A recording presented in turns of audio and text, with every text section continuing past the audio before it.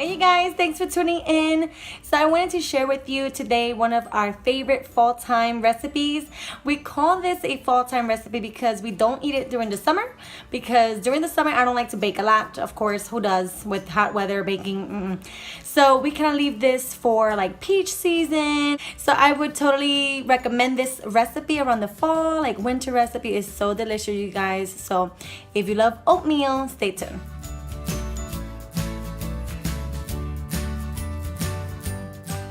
Okay, so the recipe calls for 3 cups of rolled oats, which I have here. I have a cup of milk, and I have this half evaporated, half 1%. A cup of brown sugar. I put a little bit less than a cup.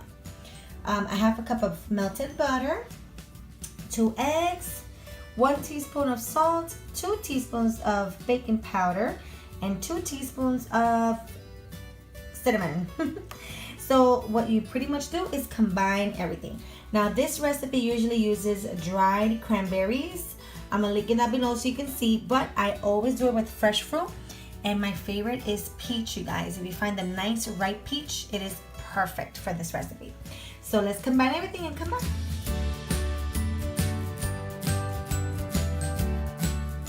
Okay guys, so I decided to add a half of teaspoon of pumpkin spice just for giggles that I made myself. And I'm gonna add now so after you mix it, basically I wanted to tell you guys, this recipe also calls for, I think it's 2 teaspoons of vanilla extract. I don't have vanilla, so I opt out. But I usually do my baked oatmeal without the vanilla extract, and it works pretty well. So okay, so I added the pumpkin spice mix, and I'm gonna add my peaches, you guys. Oh, let's get these peaches. I need a tripod, you guys. I need a tripod. Okay, so it mixes pretty well, by the way. It mixes pretty easy, because then it has like that good gooey consistency. So it mixes pretty easy, and now you just mix everything, and then we'll put this in a baking pan. I'll show you, and then you bake it. All right, so it's already in my bowl. I'm using one of those clear, smaller. This is not in, what is it?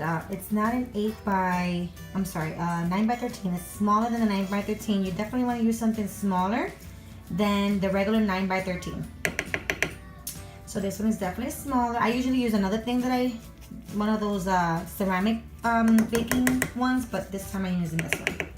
All right, so once you spread it out on your baking pan, you put it to bake for about 40 minutes, and then it's done. We'll come back. Okay, so we serve it with nice and warm milk, and I fill it up just like so. And that's it, you guys. It is delicious.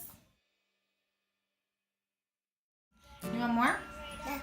You finished all yours and you want more of mine?